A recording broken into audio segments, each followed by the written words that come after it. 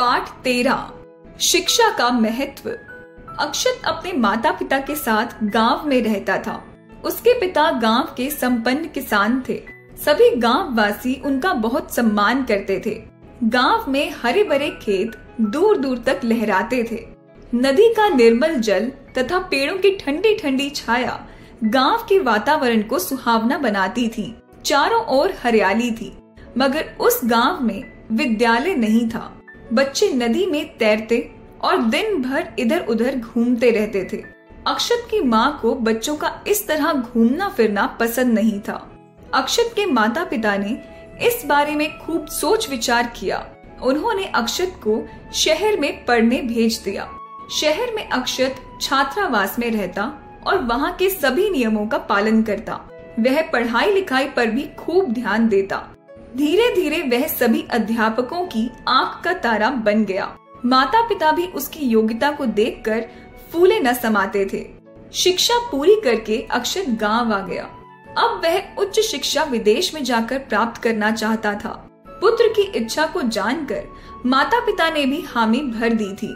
अक्षत को बहुत दिनों बाद गांव की मिट्टी से जुड़ने का मौका मिला था, इसलिए उसने सोचा कि क्यों न गांव का चक्कर लगा लिया जाए। वह अपनी पुरानी यादों को ताज़ा करने के लिए और अपने पुराने मित्रों को ढूंढने के लिए गांव की चौपाल पर पहुंच गया। उसने चारों तरफ अपनी नजरें घुमाई। उसने देखा कि कुछ लोग पेड़ के नीचे ताश खेल रहे थे, तो कुछ लंबी तान कर सो रहे थे, कुछ गपशप कर रहे थे। वहीं कुछ बच्चे तरह तरह के खेल कूद में व्यस्त थे।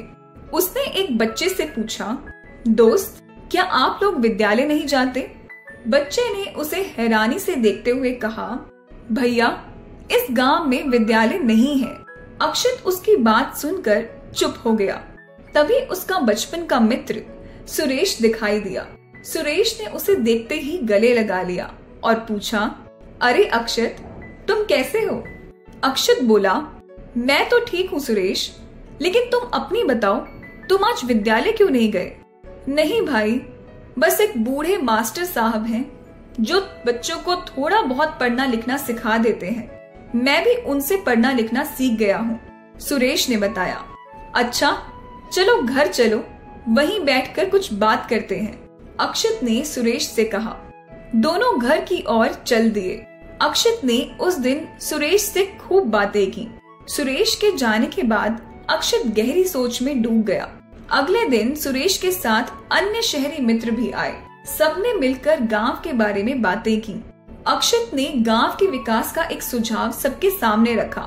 सभी को उसका सुझाव अच्छा लगा। मित्रों ने अक्षत को विश्वास दिलाया कि वे उसका पूरा साथ देंगे, लेकिन वे पहले गांव देखना चाहते थे, वहां के लोगों से बात करना चाहते थे। इसलिए वे सब मिलकर सुरेश और अक्षत के साथ गांव की परिक्रमा करने निकल पड़े। उन्होंने सारे गांव वासियों को चौपाल पर एकत्रित किया। गांव के बड़े बूढ़ों से अक्षत ने बात की और अपने सुझावों के बारे में बताया कि वे और उसके मित्र मिलकर गांव के बच्चों को पढ़ाएंगे। साथ ही किसानों को इंटरनेट की मदद से खेती संबंधी नई तकनीकों की जानकारी देंगे।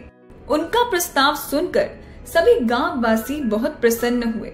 वे भी गांव का विकास चाहते थे, परंतु उन्हें मालूम नहीं था कि वे शुरुआत कहां से करें।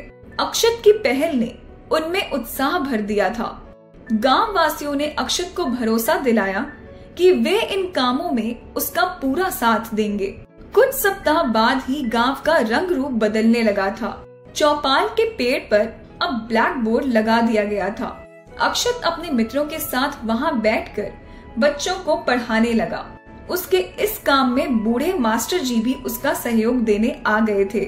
शाम के समय अक्षत किसानों के बीच बैठकर उनकी समस्याओं को सुनता और मित्रों से विचार विमर्श करके कंप्यूटर की मदद से उनका हल खोजता। इस तरह अक्षत की पढ़ाई लिखाई ने पूरे गांव को ही विकास की राह दिखा दी।